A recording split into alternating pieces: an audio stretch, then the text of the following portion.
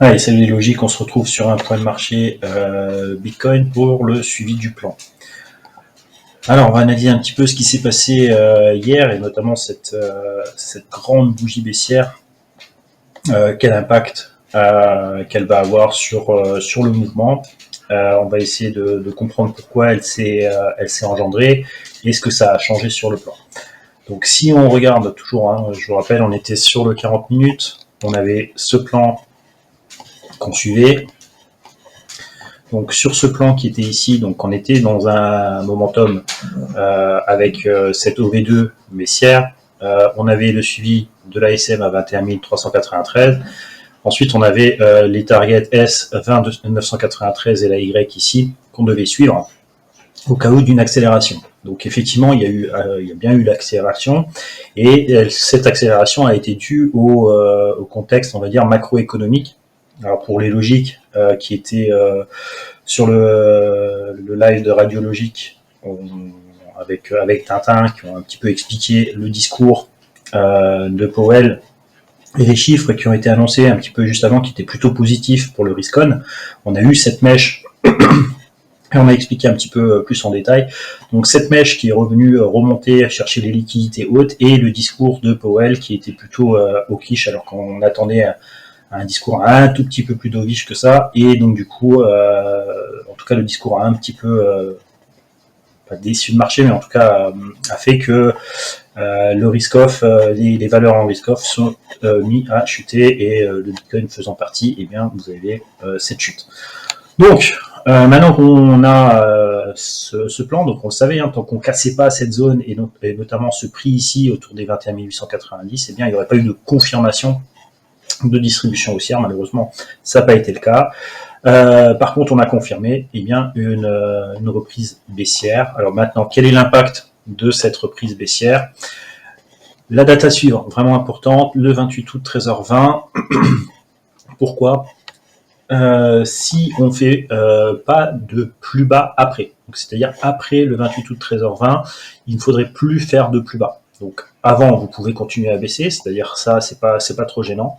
Par contre, à partir de 13h20, il ne faut plus faire de plus bas. Si vous faites des plus bas, la configuration changerait.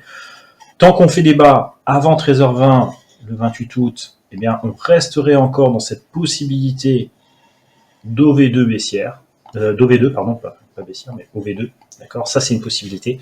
Si vous faites des plus bas ici, alors c'est la structure baissière qui prendrait le relais. D'accord? Donc ça, c'est vraiment à observer. La date la plus importante pour moi, pour les prochaines heures, ça va être le 28 août, 13h20. D'accord? Et notamment, regardez si on fait des plus bas ou pas. Donc voilà un petit peu, ça c'est la première information qu'il faut garder en tête, en tout cas selon moi. Maintenant, la deuxième chose qu'il faut regarder, c'est si on est dans la projection baissière. On va passer sur le 40 minutes et faire notre première projection un petit peu baissière par rapport au mouvement, pour avoir justement des niveaux qui vont nous indiquer un petit peu, et du temps, hein, forcément.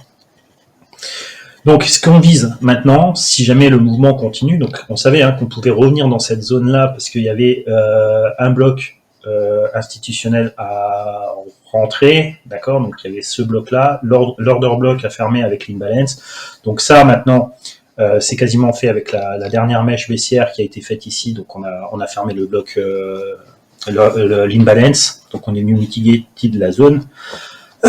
Avec le plan maintenant, eh bien, c'est cette possibilité d'aller chercher les 19 591. Alors, vous voyez un petit peu la pente de cette ligne de force. On peut essayer même de les projeter un peu plus, histoire d'avoir sur la totalité du mouvement. Donc, je vais juste prolonger. Donc voilà. Donc on suit un petit peu entre ces deux lignes de force. Ces deux lignes de force ici, tant qu'on n'a pas de ralentissement sur la zone, eh bien on pourrait projeter plutôt entre 18 584 et un retour vers les 17 430. Donc on revient en fait à faire le niveau bas et donc revenir chercher la totalité de la liquidité qui a été engendrée depuis le 18 juin. Donc voilà, donc ça c'est le plan, on va dire, à suivre. Donc on fait attention au 28 août 13h20. Si on continue à faire des plus bas, alors on sera dans cette configuration-là, d'accord?